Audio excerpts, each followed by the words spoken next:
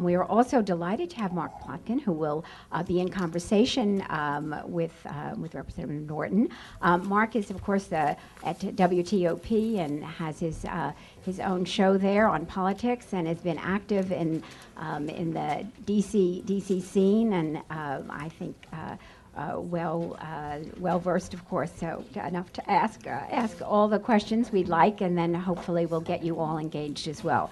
So welcome, and we get going. Thank you so much, both of you, for being here.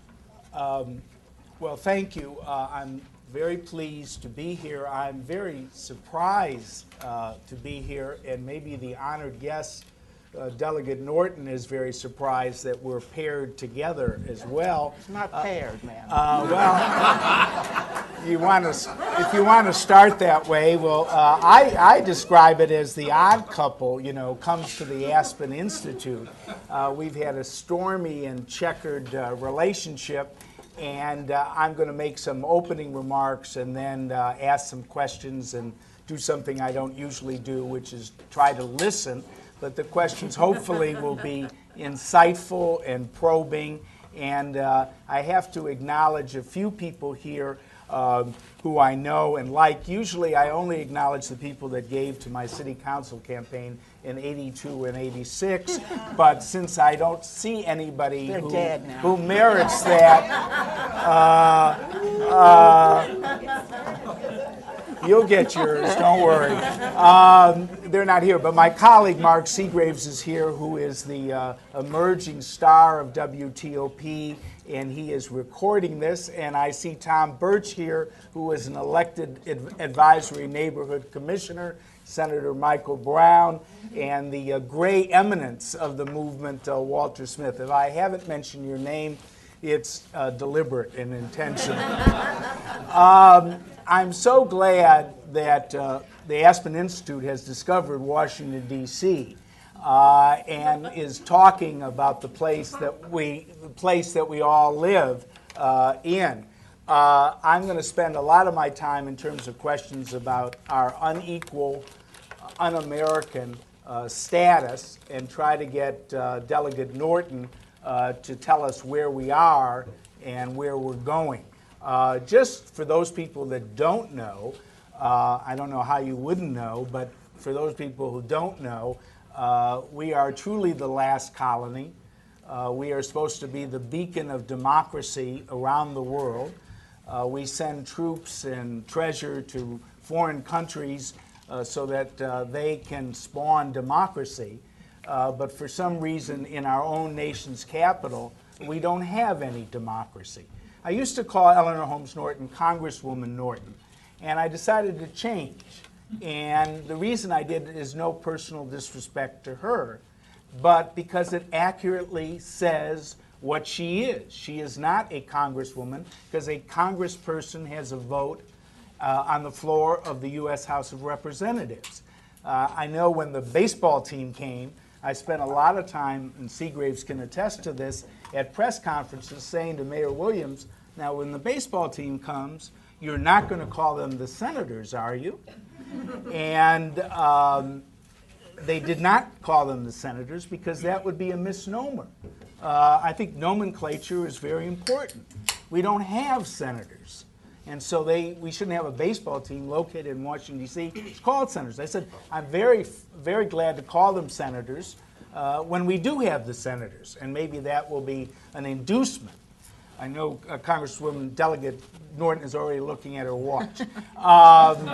Who's a speaker here? You know, Bill Clinton won the election when somebody did that, Anyway, just for a briefing, we don't have representation. We now had a constitutional amendment, and then I'll go to Delegate Norton, in '78 that passed, that provided full representation in the House of Representatives and the Senate. It's 2/3 of both houses and 3/4 of the state legislature.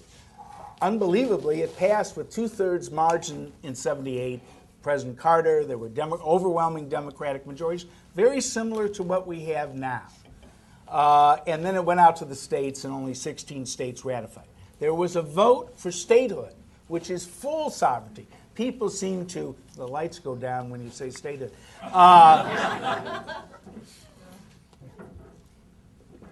People use these words interchangeably, statehood and representation. Glad they went up when I said it again. And that is full sovereignty. That is taxing income at its source. It is representation in both the House and the Senate. It's appointing your own judges, your own prosecuting attorney. It's truly autonomy. And in my personal opinion, that's the goal. And we'll find out if Delegate Norton feels that that is a realistic goal. And then there was a high point. The high point was that Tom Davis and Delegate Norton came together and did this deal. And that's not a pejorative, where Utah would get one extra representative and D.C. would get a representative only in the House. The reason for Utah is that they felt they were deprived more representation because of the census. And this was Tom Davis's idea of saying, look, like Alaska and Hawaii, both come into the Union together, and neither party is advantaged. In the Senate, which went first, which Majority Leader Hoyer says to me in some ways maybe was an accident or shouldn't have happened, it passed. It passed. There was one, I believe in naming names. There was one Democrat who didn't vote for it, Max Baucus, and there was one Democrat who wouldn't have voted for it, and that's Robert Byrd, but he was away. There were some notable Republicans who voted for it. I remember talking to Delegate Norton. They had one thing in common. They were all mayors. Voinovich, who was mayor of Cleveland, Lugar, who actually voted for the bill in '78, was the mayor of Indianapolis, and Norm Coleman, who was the mayor of Minneapolis, and then the Maine twins, Collins and Snow, voted for it, and Specter voted for it. In the House, in 2007, they did a very good job. Only 6 Democrats voted against the bill. Only 6, and 22 Republicans voted for the bill. But it couldn't get anywhere in that period because President Bush, who didn't know the difference between home rule and representation, would have vetoed the bill, and it didn't go anywhere. Now it has passed the Senate, passed the Senate, but at the Senate, there were 32 Democratic senators, led by, he's not a Democrat, but John Ensign, but there were 32 Democrats who voted for these horrible, terrible gun amendments. And the reason they voted for that is because the NRA, we might as well speak reality, is a very powerful entity that I think controls 80 House members who are Democrats. And even there were 32 Democratic senators who voted for these gun amendments that abide by the federal restrictions but really overturn our sovereignty and autonomy and the gun measures that we took after the Supreme Court decision. So we're in a quagmire.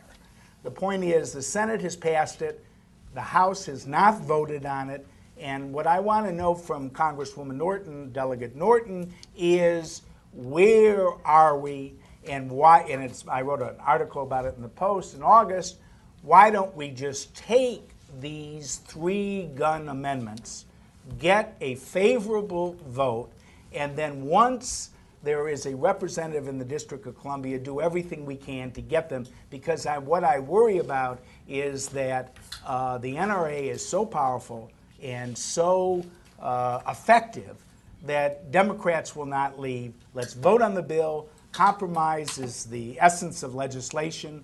Nobody likes it. I don't like it, and move on for there. With that elongated opening, Delegate Norton. Well, I'm here to moderate talk to you, so I hope you will bear with me.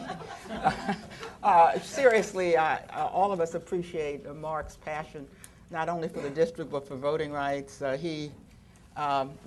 saw him recently. He said he was surprised that I was going to speak someplace where he was going to be moderating, and I said, why should you be surprised? If I'm not afraid of big, bad Republicans, why should I be afraid of Mark Plotkin?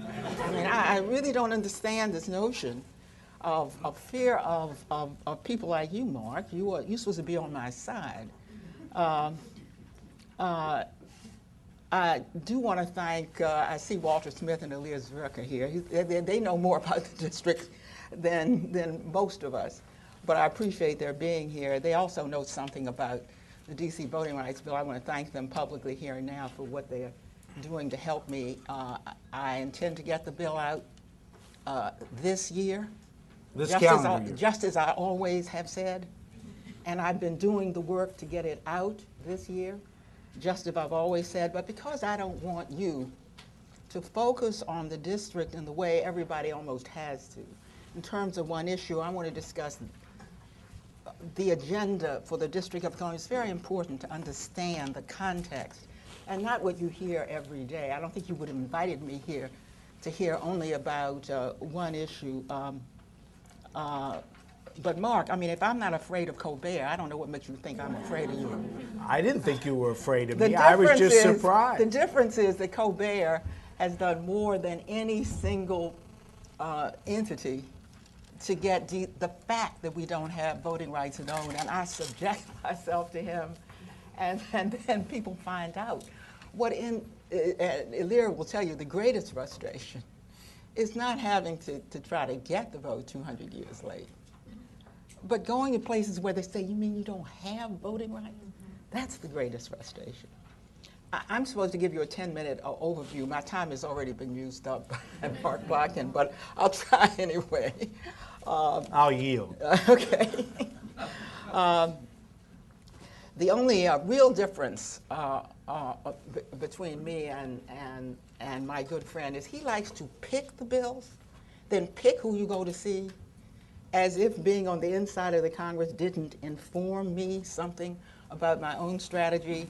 And he will, if you don't go first with his bill, then he goes on the air against you. And let me tell you what, I will be forever grateful to the people of the District of Columbia. I had somebody to check, Mark, since you've been telling people to call Eleanor Norton and tell her to get that vote. I said, tell me how many emails I've gotten, phone calls. 2. So either they don't listen or they don't listen to you, My Mark. listeners are very polite. They just don't do what he says. And the reason they don't is I have kept them in touch with what I'm doing, and they also know that if I told Mark Plotkin precisely what I was doing, then of course I wouldn't be able to do it. It's no offense to Mark Plotkin, but he is right. There is a formidable opponent in the Congress, and I will wrap that into my mission. Understand what my mission is. It's very important that somebody who represents the District of Columbia doesn't try to politically live off of the high-profile issue. It would be easy to do that. They beat up on the Congress so much, that's what you could do. I have a more complex agenda than any other member of the Congress because I have 2 missions. I have the same mission everybody else is. I've been as active on health care as everybody else has, but I have a District of Columbia mission.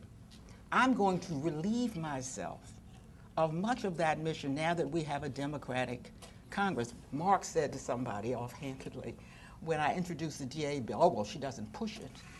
Well, I've introduced a bill for the DA every single session, but I haven't had anywhere to push. There hasn't been a Democratic president.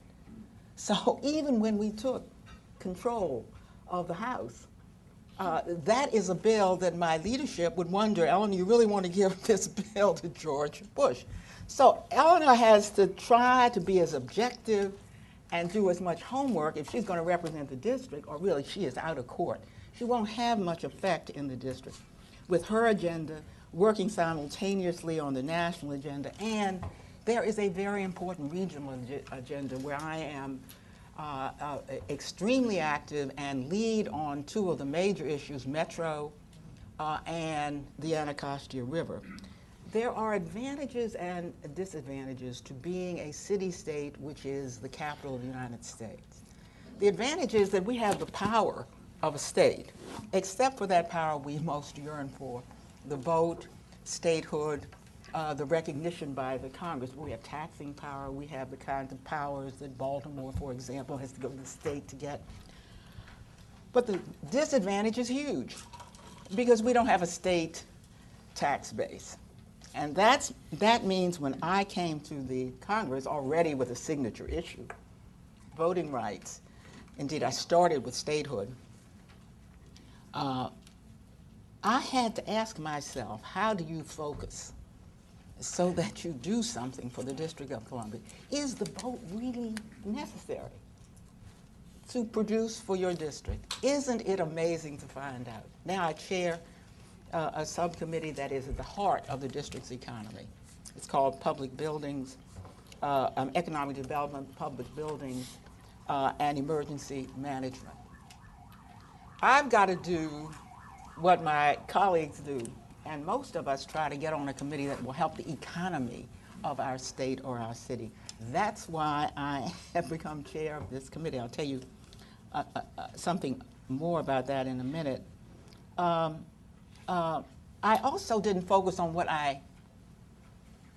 powers I don't have. When the bell rings, people forget I don't have the vote. They must, because they poke me in the arm saying you got 5 minutes to get to the floor. I have focused on what powers I do have, maximizing them, and then getting more.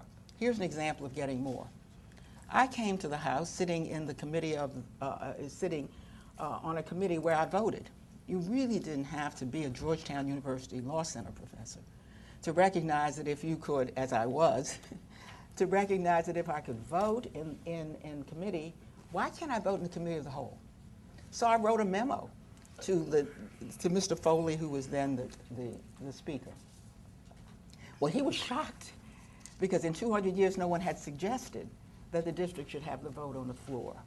And there are a considerable number of votes on the floor in the committee of the whole. He sent it to an outside lawyer.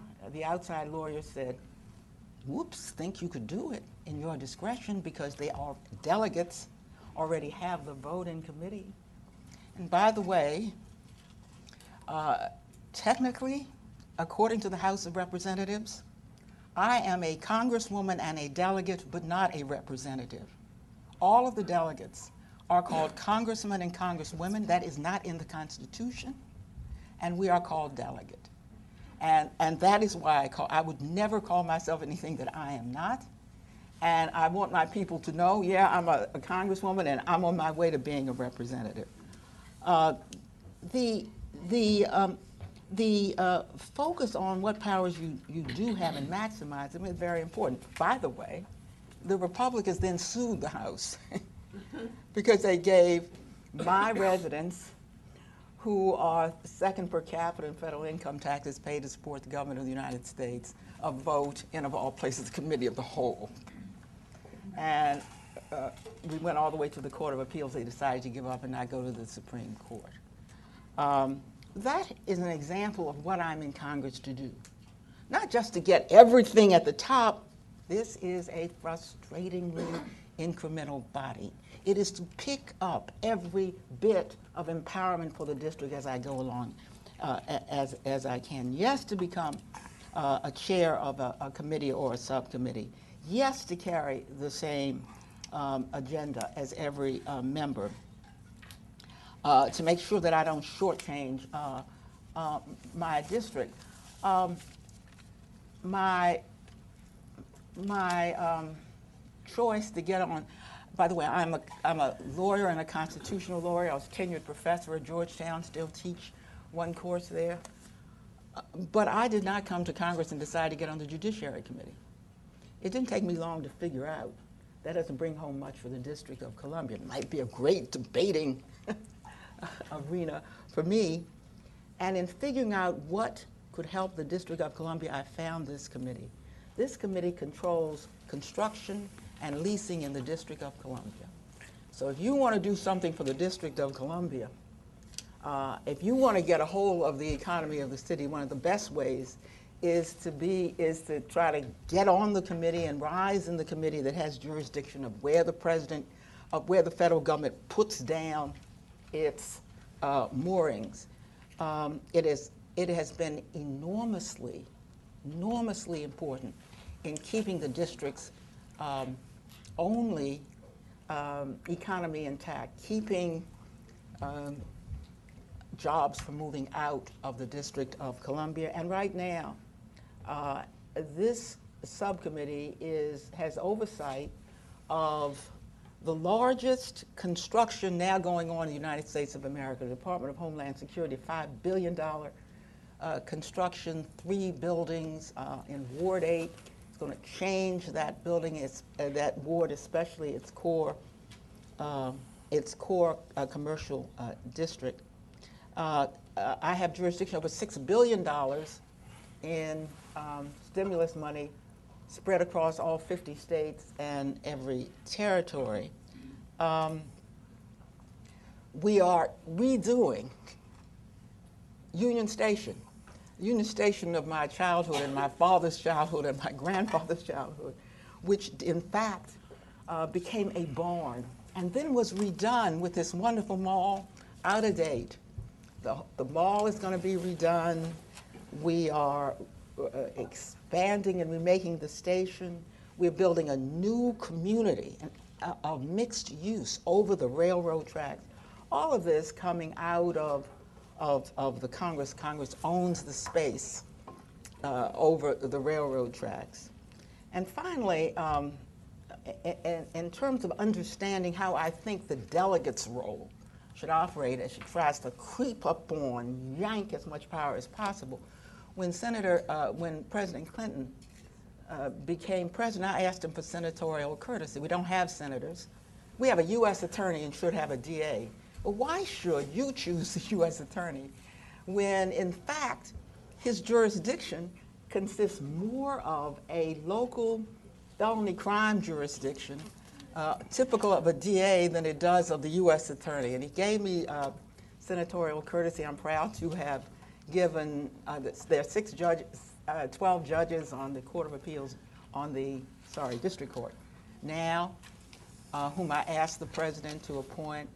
I asked him to appoint Eric Holder as the first African-American U.S. attorney for the District of Columbia. That late in the day, we had the first African-American, we had the first woman.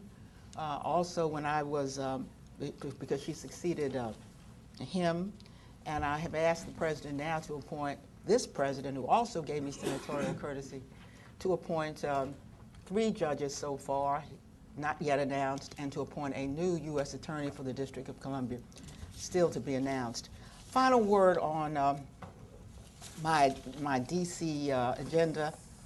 This is the local mission that I have in the Congress, and it ranges all the way from little tiny things, like a bill I've just gotten through to allow the district to have its own Hatch Act. The district had to abide by the federal Hatch Act.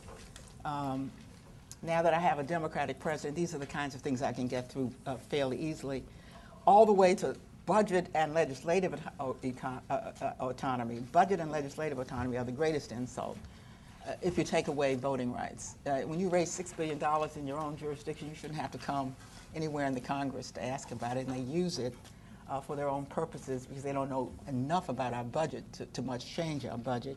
And legislative autonomy is a farce because the holdover period means that it has to be legislative days. It means the district legislation goes for months without becoming final, and they have to do all kinds of circuitous make-work things. They testified just a few weeks ago that more than 50% of their time was spent just reenacting, waiting for Congress to say nothing, because we never say nothing and on these things. If you look at the AIDS rate in the District of Columbia, you get a prime example of what it means to have the district budget in the Congress.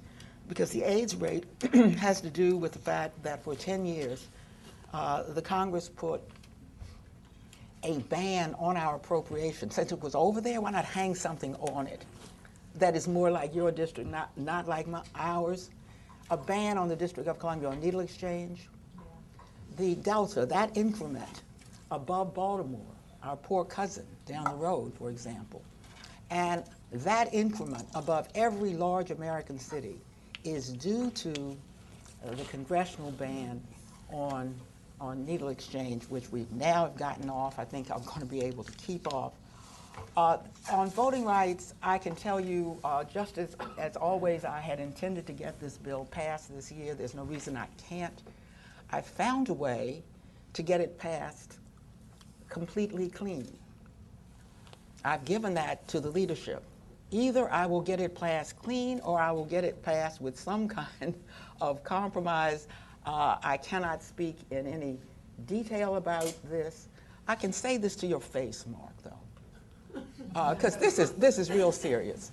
No member of Congress, particularly when this bill came forward and I had 18 months left to get this bill out, watch out for any member of Congress that gives up without trying. Now, it is true I had a formidable opponent. I'm used to formidable opponents because I represent the District of Columbia. So essentially to have somebody keep saying there are 80 members or 90 members or 100 members, why doesn't she get the bill out? It seemed to me not to be the right question. All right, I'm going to finish this part. Well, finish so I can ask you some questions. Wait a minute, the Democrats hold the presidency, the House, and the Senate. You're making... So, I'm going to finish this. Well, finish, I didn't interrupt I've you. listened patiently, and I want to ask some questions and get these people but to ask I didn't questions. interrupt you while you were making your Yes, speech. you did. You had some great lines that you interrupted me Well, with. and if you have a great line, I'll hear it. Well, go ahead and finish, and then I'll have a great line. Well, here's my great line. We have a Democratic House, Senate, and administration. I haven't heard you say, what's wrong with you Democrats for not getting the voting rights bill out? It's what's wrong with Eleanor trying to find a way to get it out. So I just hope that if and when I get it out, you would. I don't expect you to say, well, I'm glad she got it out. I expect you to find some fault even with that. Well, but I do think it is important that if you represent somebody who is as structurally beleaguered as the district is, as difficult to get things done, before you give up, you need to say to your conscience and you need to say to yourself politically, well, I had to do it. That's all I could do. Right. I'm going to try to ask questions, and I'm going to be uncharacteristically brief so we get as enough answers, and I hope you will be too, so we can open up at 1 o'clock for the people that are here. You mean they have to wait until 1 o'clock? Yeah, they do. The gun amendments on another show that nobody listens to, which is on at noon, you said, and I listened intently, at one point I'm going to have to throw in the towel, which Absolutely. means that those were your exact words, which means that you would have to, nobody wants them, I don't want them. You left a phone message for me that accused me of wanting these gun amendments. I don't want the gun amendments, but I do want a vote. And the point is, you went to Senator Inouye, who is the chairman of the Appropriations Committee, and he said, and it was quoted in Politico, forget it. That is, you cannot put it on the defense appropriations bill. There's a continuing resolution bill. I go to the conferences with Steny Hoyer every week, and I asked him publicly, has Delegate Norton come to you with anything? And he said, we don't have anything. And with Pelosi, I go to that office, the same thing.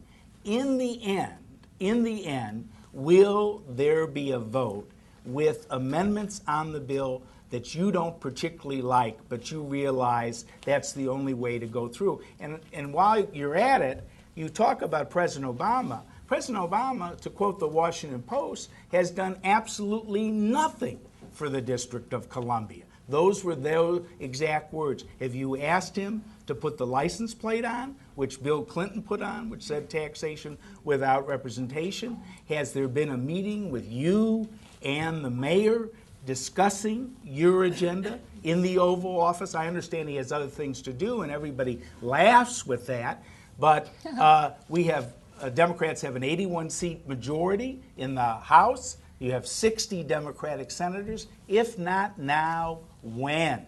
this is the time, and then next year is an election year. So specifically, will you take those amendments, even though they are onerous and ugly and self-destructive and all the terrible words, if it means to actually get a vote?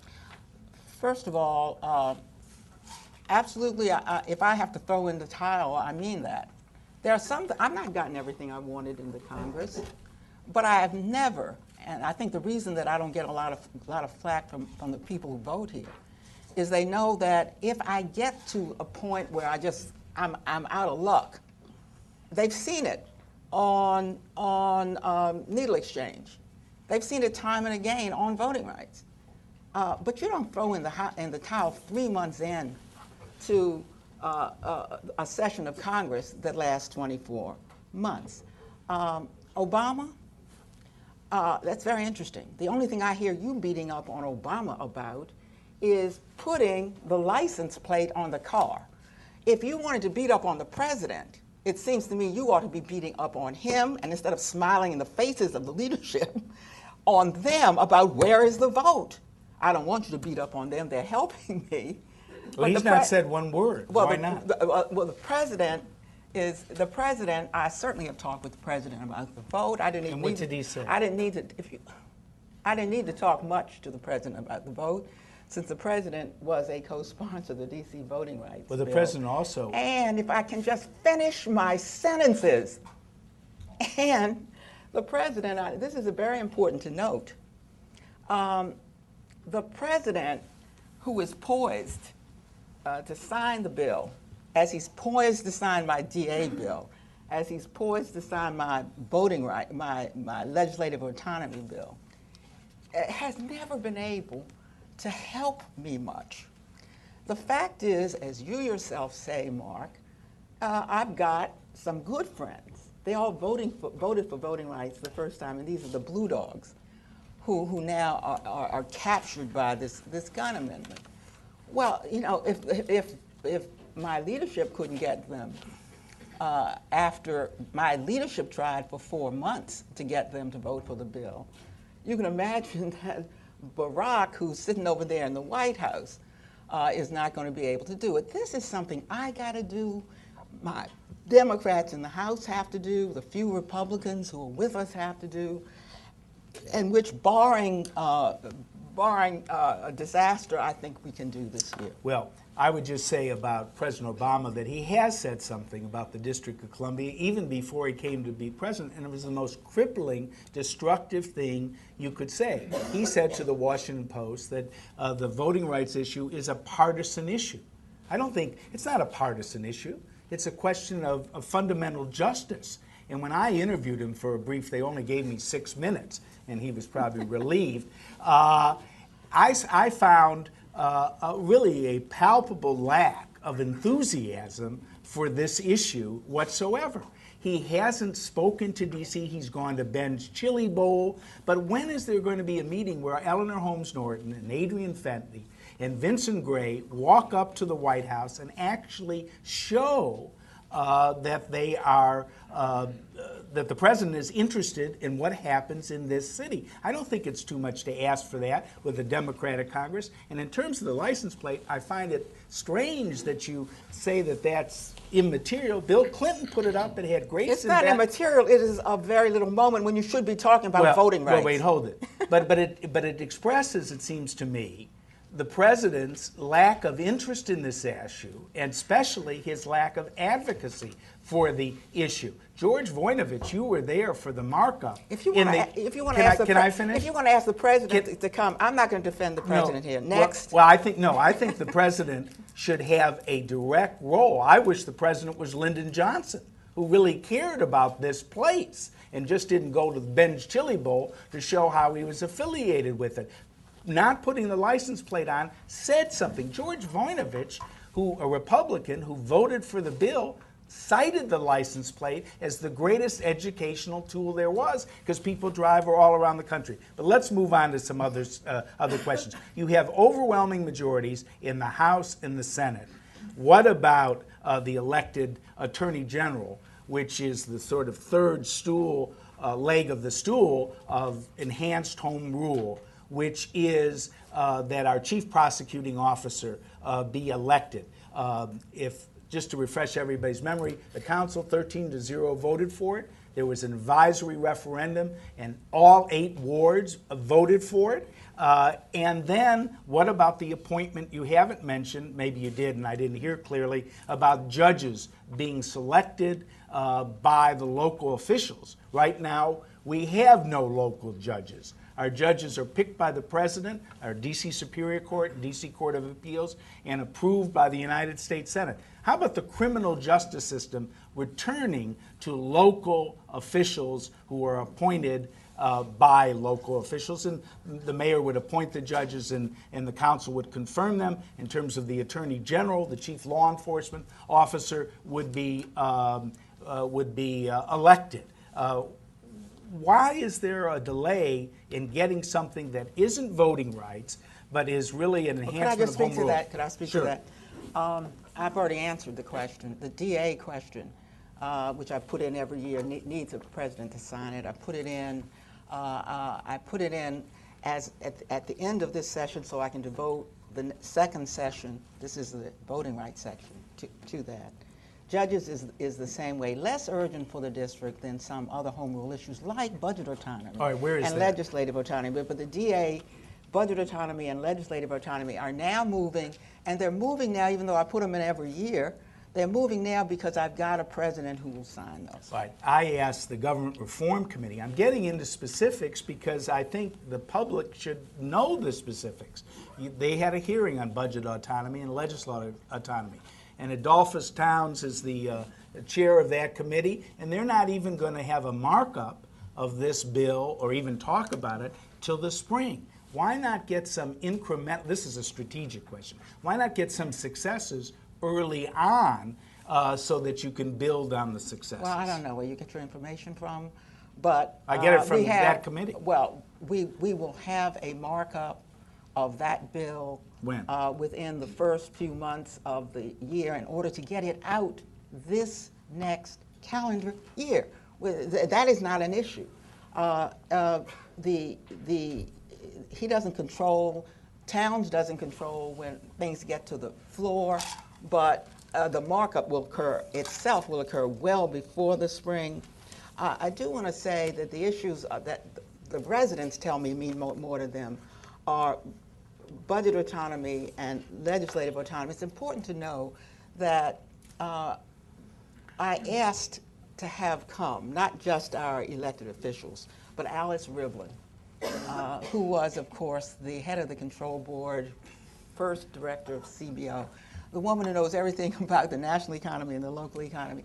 And she testified unequivocally that the district is more than able to handle its own affairs. That's the kind of testimony that's going to be critical when the Republicans jump up and try to think of something to say about our not having budget autonomy. Since legislative autonomy, which means that we would do away with the 30-day legislative review, and bills that we pass would immediately become law without having to wait, and budget autonomy, what that specific means, those seem to be, if those are the most important, can you predict that they will now, with an 81 vote House majority and 60 Senate Democrats, will you guarantee, it doesn't, and with the president supposedly favorable toward this, that will be signed by next year?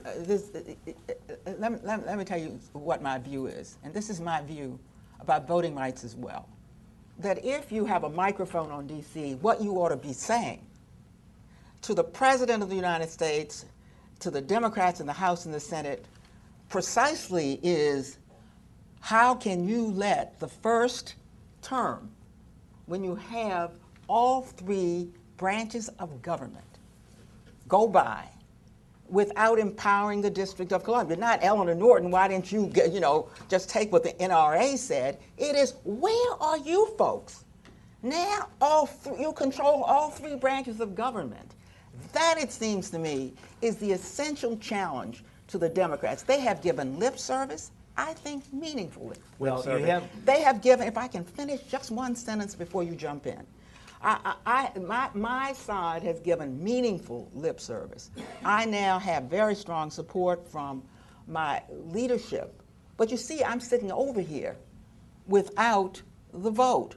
Now, I understand the NRA. They didn't say, well, let us try to get this done. And this is the other lesson from being in the Congress. I had to sit down with my own staff and a bunch of experts and try to figure it out. And I have figured it out. There will be no excuse from the point of view of my leadership. They will not be able to say, well, the Blue Dogs did it to us. I had to figure out a way. How do I get over that? You do not see me saying the Blue Dogs are terrible people. You know who the Blue Dogs are? They are the majority makers. Without them, we wouldn't have a majority. We have the majority because of Democrats from right-leaning or from Republican districts. They are core Democrats. But when you reach that kind of problem, you don't demagogue it. You figure it out. You sit down with some green eye shades, except that they don't go to numbers. They go to the very complicated rules of the House and Senate and how to get a bill passed. When you have the majority, you've gotten this bill passed by a majority of the Blue Dogs and everybody else in the last Congress. You have gotten the majority in the Senate, including some Republicans, and you got the presidency. There's no excuse for not getting this bill. Well, I couldn't agree with you more in terms of theme, but you're also, I would say, being politically naive to think that the NRA, have you negotiated with the NRA? Have you talked to the NRA? That's the constituency which is stopping the bill from going forward. 32 Democrats, Delegate Norton, Senate Democrats, like liberals like Feingold, like the majority leader, Harry Reid, voted for these gun amendments. That's not going to change. I don't want to succumb to the NRA, but the point of it is, this is a political reality. And to make you even more angry, let me. I just answered that question. Yeah, well, let me ask you about the statutes which you're going to go off on too. There are 2 statutes for every state. I think one state, I think North Dakota has 1 or something, which really say in the rotunda and in the auxiliary areas say we exist. I once asked Dennis Hastert why there were no statues. These are deceased Americans who each state shows as personifying something very special about their place.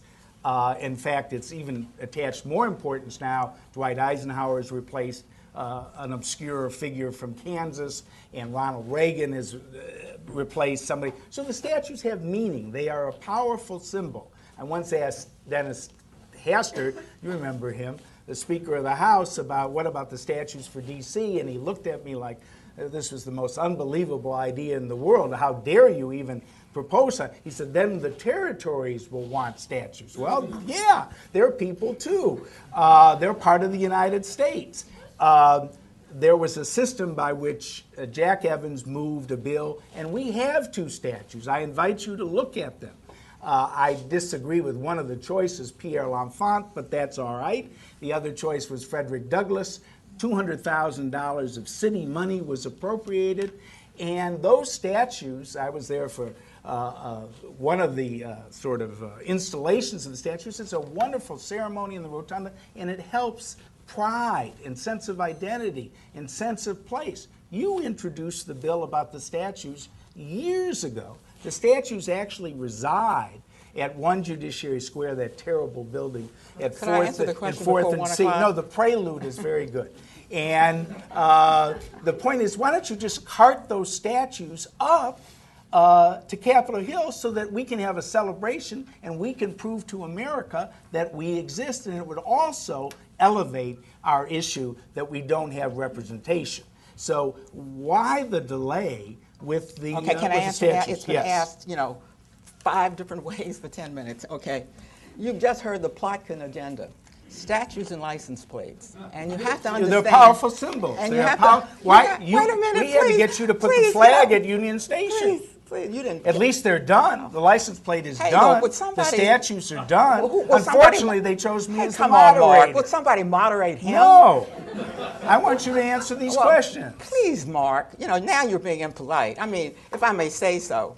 Well, You know, I you won't be listened the to. first. I've been listening to but I want- long introductions to every question. Well, I listened for I haven't 20 gotten, minutes for your opening statement. and We're I even. haven't. But they came to hear me, Mark. I thought they if came I to may hear say both. so. I Maybe don't I'm think wrong. they did. They were All told right. you were the moderator and that I was the speaker. Well, I want to get some answers. And I think I've answered every question. What about And the if I could statutes? answer this question, I will. Go. The statutes is also very easy to do except one thing. I decided that it would be very much in the interest of voting rights not to push the statutes in the Senate especially. The Senate has several senators who have publicly objected to the district having statutes because they say that means we think we are a state. Now, the bill, if Mark had bothered to read it, treats the district in its terms as a state because only states may have statutes. So it says for purposes of statutes in the House and the Senate, then I would play straight into the hands of my opponents in the Senate. In any case, every part of my agenda has a strategic reason. The symbols, as it turns out, mean very little to the people I represent. They mean a great deal to me as well, because they do help to elevate us. And I have said earlier that every little bit of empowerment for the district I am going to get. But the statutes and the license plates, as important as they are, as much as I am for them, need to be seen as part of what I started off with. I did not want you to see me only as somebody who's up there chasing the symbols. I don't even think voting rights is the ultimate thing we can get. It is a vote, yes, for the representative in the Congress, but I'll still be left with budget coming to the district, with the legislation coming to the district. I will be left with a national agenda. I will be left as a committee chair. That's why I opened by saying, I think if I were telling you what you do not already know, I would be telling you about what it means to be the delegate from the District of Columbia, how you fit into that body. And I believe that in speaking to you about my dual mission, my District of Columbia mission, a local mission that nobody else in the House has, and my national mission, you may have some sense of how I try to put it all together to bring home very specific benefits to the District of Columbia every session. I thank you for listening. We're going to go to the group, and I hope your questions will be direct and elicit direct answers. I have one final question. Have you ever gone to Eric Holder, who, as you mentioned, was the U.S. Attorney and was a D.C. Superior Court judge, and say, look, be our ally inside this administration? All I can tell you is that Eric Holder has come to my office. We have sat down and we have discussed in specifics my agenda on a number of issues of great importance to the District of Columbia. That's fine. And final question, Boehner and, wait, just hold it. Hold it. Boehner and Cantor. No, I want to get some answers here. Boehner and Cantor. I just gave you one, and you want to let the people ask questions. The people are going to ask questions. Boehner and Cantor, have you ever gone to them, who are Republicans, to try to get some bipartisan help? Of course. Okay. Questions? Who has a question? Why don't you just start. identify yourself, and if you want to tell your association, go ahead. Sure. My name is Eleanor Zirk. I'm the Executive Director of DC Vote. I wanted to thank the Aspen Institute for holding this session, and clearly there needs to be more sessions like this, maybe specific ones focused on budget and legislative autonomy, since those are so critical, and getting into some of those details are very important. I just wanted to share with folks here in the room how hard I think all of us have been working over the past year to move this, the D.C. voting rights bill, and how difficult it will be to get budget and legislative autonomy as well. I think we are confident that we're going to be able to do it, and I think that the votes are there, as you said, Mark. And it is going to happen. It's going to take some more work, and I think that we need to sort of persist. But I think we'll get there. One of the things that this sort of illustrated, again, this whole conversation, is how disadvantaged the district is in its relationship to the federal government and the Congress. And so I would like to urge the Aspen Institute to continue these series. And I hear your next focus is on education, but this federal D.C. relationship, I think, needs much more examination. Another question or comment? Yes. Who are you? And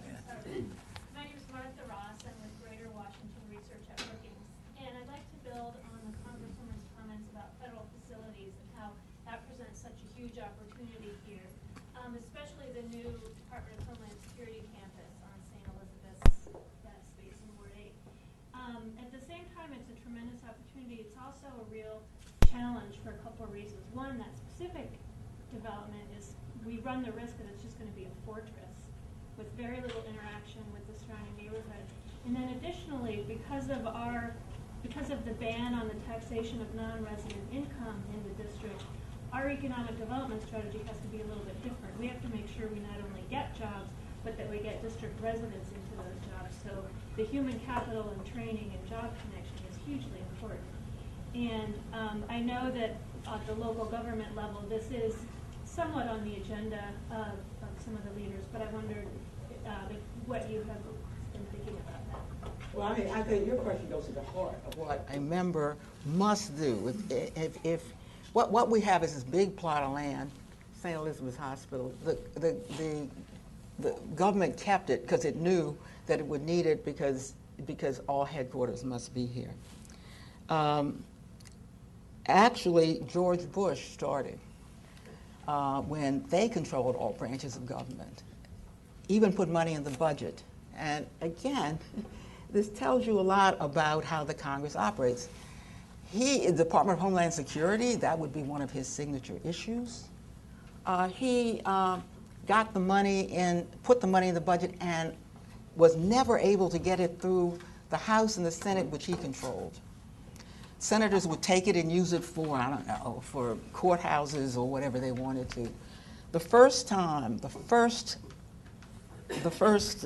year, we were in the majority. I said to my leadership, must get this. Now we're in the majority. And again, that's what being in the majority is about. If you're in the majority, act like it. We got the bill out with the first money out. During the stimulus, I was able to get the rest out. So we got $1 billion going over there. You raise the point. That is the all-important point in a city like this, where you got federal jobs, but too few people who qualify for those jobs. This is an important opportunity. 38,000 jobs over a period of 7 to 8-ish years, 3 different buildings, fortress. You should come out to Ward 8 with me. Because the way in which this building is being designed, yeah, it's behind closed doors. Do you think anybody in Ward 8 cares about what happens in there? No, they want to make sure you can get to the point. That I've already, as the chairman of the committee, made sure will happen. But what it's going to do is to revive the all-important corridor, Martin Luther King Avenue, Junior Avenue, which looks like what you would expect, with federal properties on each side lining it. We, next week, will do another kind of groundbreaking. We've already broken ground. This groundbreaking will be on what we're calling an opportunity trailer. The jobs must be competed for. Residents from the District of Columbia will go into that trailer, be taught how to apply, what kinds of things they could apply for. Small businesses will go into that trailer. and do the very same. The community is extremely excited about having this federal building because we have made the building tailor itself to the community. They don't want to get into the Department of Homeland Security to say hi. They want to make sure that the building is not a fortress in terms of economic development, and that's exactly what we've done. It is the classic case of what you go to Congress to do. We have the D.C. statehood senator. Now, this is a form of education. The Tennessee plan set up senators that would lobby for statehood. And Hawaii, Senator Greening of Alaska was here for 20 years or something, lobbying. 4 times the D.C. City Council postponed the elections of these individuals, and I can only think because of institutional vanity. They were supposed to be paid the same thing as a House member or a senator to give them a certain deal of stature and certain deal of importance. Jesse Jackson was here, was elected the first time for 6 years. We didn't even get a vote in statehood in the Senate. We did get a vote in the House. There were 60% of the Democrats, only 60% of the Democrats, which some people felt was an enormous accomplishment. I don't understand why 100% of the Democrats didn't vote for it. One courageous Republican who's no longer in Congress, Wayne Gilchrist, voted for it. But these people are supposed to lobby for statehood, and they are elected by the residents of the District of Columbia, and the real Michael Brown will ask a question. Go ahead. Well, I actually have a comment. A comment, go ahead. Question, Mark. You know, first of all, let me say that I have the greatest respect for Congresswoman Norton. Anything that can be done on the voting rights bill, she has done. But you asked a question about why the president hasn't responded. I've been a political hack for 30 years, and I can tell you, if I was an advisor for the president, I would say stay away from this issue. It has no support. It has no local support. In 2007, the mayor of the District of Columbia, along with Aaliyah and many other people, pushed a march to the Capitol. Less than 1% of the residents showed up. I go up on Capitol Hill and lobby on Veterans Day. We have 40,000 veterans. 10 of them showed up to lobby for this last time. That means 39,990 of them stayed home. This is a problem that we have to address locally as well as nationally and as well as on the Hill. And as somebody in the media, I think that you and other people in the media need to take responsibility. I love you. You're always banging the drum for voting rights. You're my favorite journalist in America. But you know, part of the problem is that locally we have no support for this issue, as well as nationally not. Well, I think you're letting off the president. This is a president who carried all 142 precincts in the primary and in the general. That is a political feat that probably won't be ever accomplished again. I said Mayor Fenty carried 142, and he will never do it again, and I think that's true now.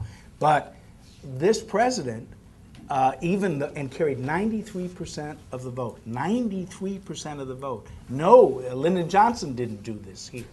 And the point is, his lowest percentage was 68% in one precinct. Every precinct is Democratic now. And that he won't come to us and speak to us and talk about our aspirations. I don't think it has anything to do with the level of enthusiasm in D.C. He has a moral imperative to do. But I say that Michael has raised, because I think Michael has raised an important point. And I'm also, excuse me, Congresswoman, but I'm also somebody that got 142 precincts in the District of Columbia.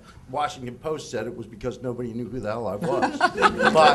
but let me say that people are saying, why isn't the economy straight? Why isn't the war over to this man? They expected him to straighten out America in 10 months. And this is an issue. His people are looking for things they can accomplish.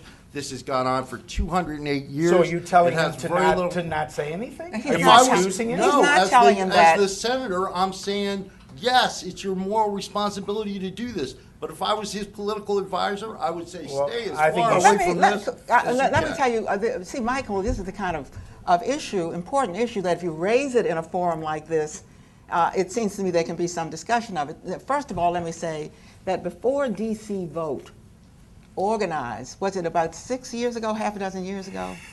There was no organized entity. There were all kinds of folks who would come out, but this has been, DC Vote has been indispensable. So is our statehood delegation, particularly people like Michael, who've tried their best to pay attention to what they can do even without a staff and without a vote. But let me just say why I think this is, Michael, because it is frustrating. Particularly if you're like me and you come out the civil rights movement and you know, freedom now, all kinds of people started marching. With 200 years, more than 2 centuries, of trying for the same thing, we are only the latest iteration. It is very difficult to keep the spirit of a, quote, movement going. And what you see here are not that people have gotten used to it, but you see the classic definition of movements that come and go. When Jesse was here and statehood, when the statehood delegation first came, that was a high point. When we couldn't get statehood, although we got the first vote ever, was my bill that went to the floor on statehood. But when that didn't happen, then you had a valley.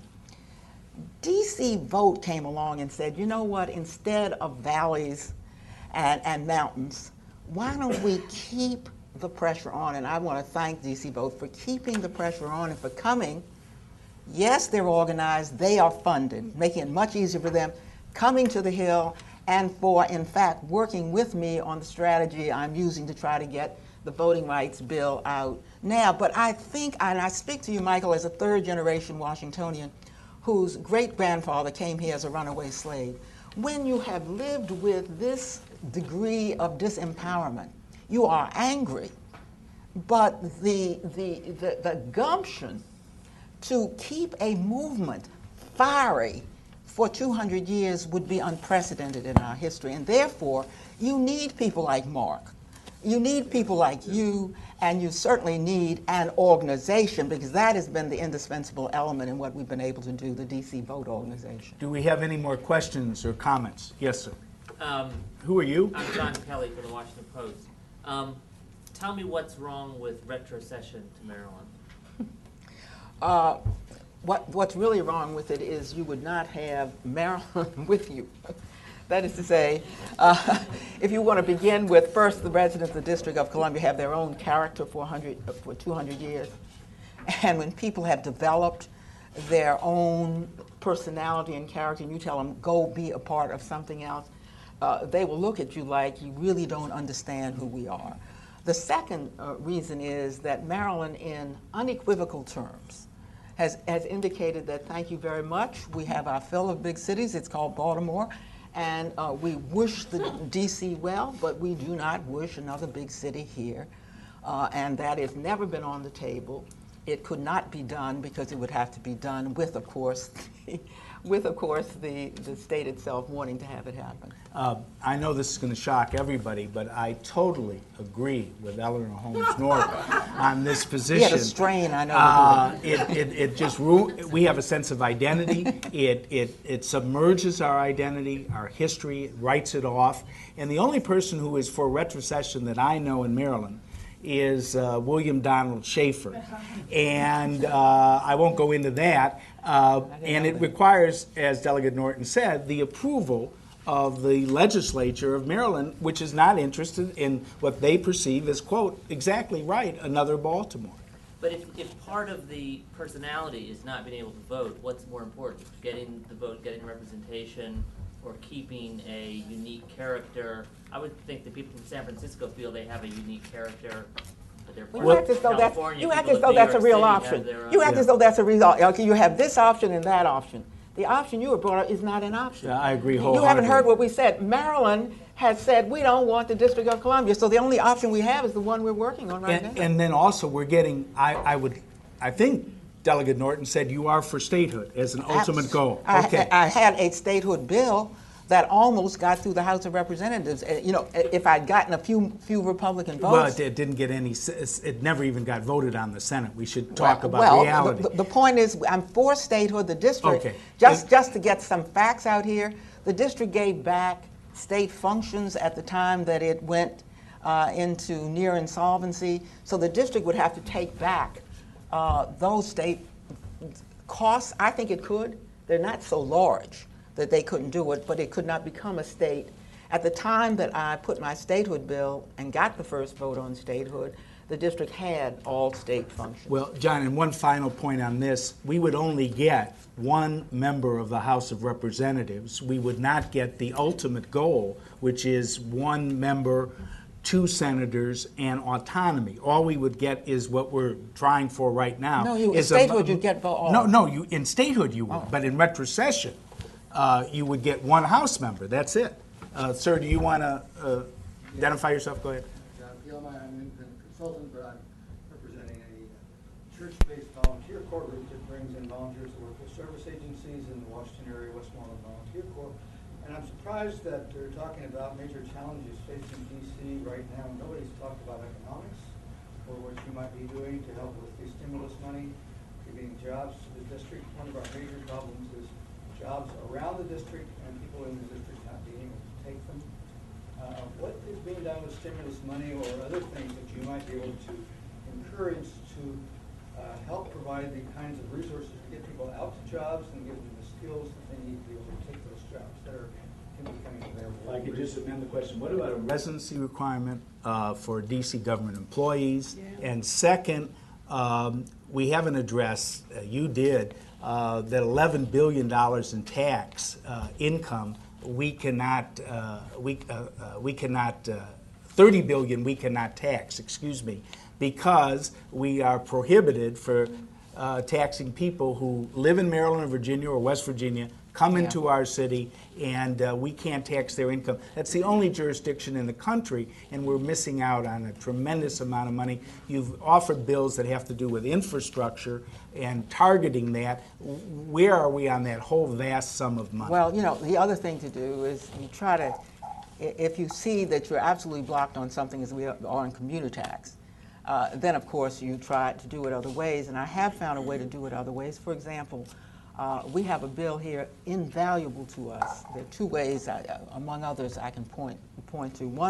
One goes to this notion of who gets jobs. It's called we call it DC Tag. It's a tuition access bill. It's a bill that if you graduate from any DC high school, you can go to public or private. You can go to any state college anywhere in the United States. It's doubled college attendance. That's what we need. This is a white-collar district. As the stimulus funds, I indicated, that's why I got on the committee I am on, that the Department of Homeland Security is the largest construction going on in the country, and it's jobs precisely for that you don't need a college education. Indeed, I've gotten an extra several $1 million to do pre-apprentice and apprenticeship training. I stay focused on the economy more than any issue. I mean, the DC voting rights is one of these signature overarching issues. But I look precisely at where can you help your people in the short run. Another example, when the district went down, one of the reasons it did was because it was losing residents. The Republicans controlled. As I might add, they controlled when I got the DC Tag bill through. I went to them on Tag because they were interested in education. And they, in fact, it was under a Republican Congress that I got this through, and George Bush signed it. I also went to them when they were doing tax cuts and said, what about a tax credit? People are moving out of the district. That is not exactly a cut, but it's the kind of thing that I think you will be for. If you give me a $5,000 home buyer credit, I think I can have some effect on whether people who are renting here decide to flee the district. Studies have been done about $5,000 home buyer credit to show that the combination of $5,000 home buyer credit and DC Tag has done something that is perhaps most urgently that was most urgently needed for the district. It staunched the flight of people out of the District of Columbia. If you are not in the Congress to do something about economic issues that affect your folks, then you really need someplace else to be. Every member, if I was from a farm district, I would be deep into the agricultural bill. And by the way, I got the district in the agricultural bill. You've got to get in everything that will bring home something to your people, not just the things in the long run. They want to know, what did you do for me yesterday, Eleanor? We have about 5 minutes left. Go ahead. Mark, Don Wilson, Leader Strategies. Don Wilson used to work for Senator Daschle. A long time ago. First of all, I think we need to say thanks to the three of you for the incredible work you do. I mean, I know this may look like an audition for the Odd Couple and with a tone, but in fact, where's the third? Over here. Oh. That would really be good. I would say the work that Congresswoman Norton does with less power than anybody is astounding. Mark, the focus you have on this is unbelievable. I've seen it for more than a decade. It's incredible. And Alira, you've really brought an amazing amount to it. The question I have is, we had a really successful rally, Michael, on April 16th. Which year? 2007. I thought you'd know, because you did it. We had thousands and thousands of people on the lawn. We had a really successful coverage. We had everything. I remember Tom Sherwood saying, there's no way that Fenty or anybody's going to pull this off, and you guys did. And why aren't we doing that every year? As that builds every year, we get more and more people who are in the streets for this, and it becomes a tradition. After all, it is the holiday. It's my birthday, so I like it especially.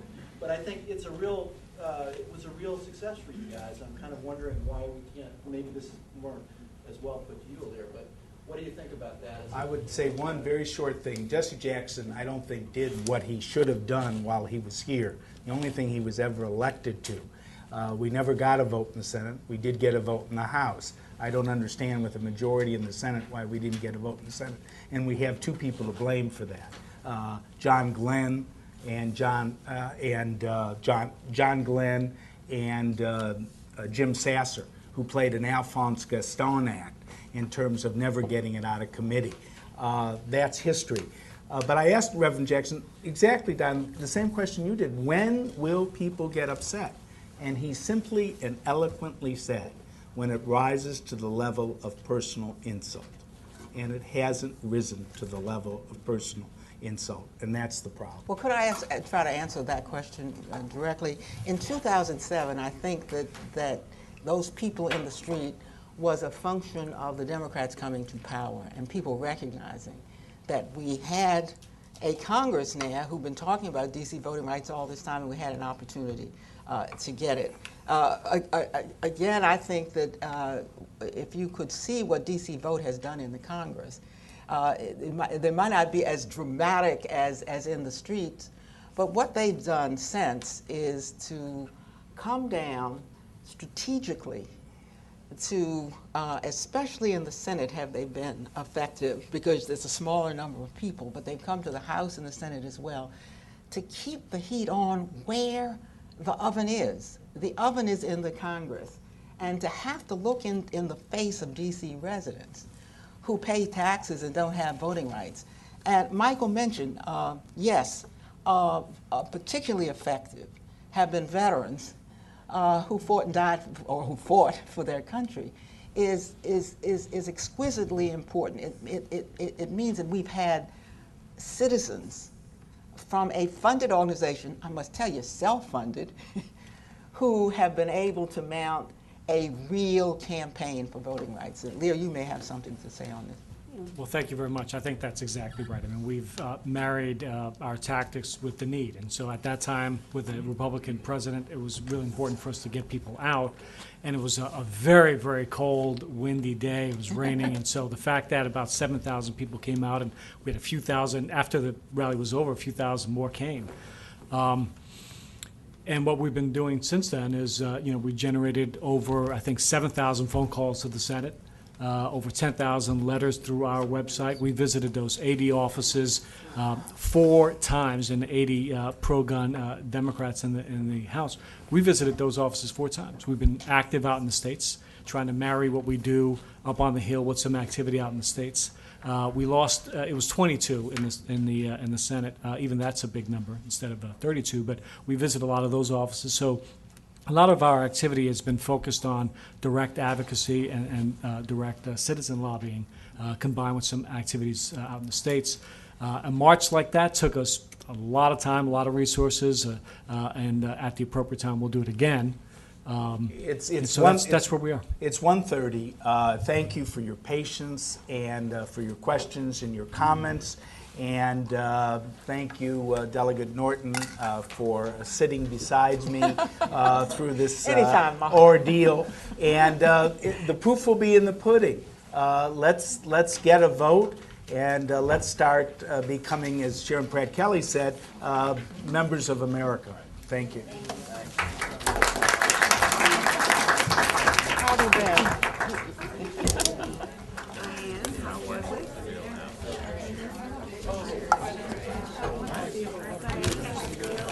You say what?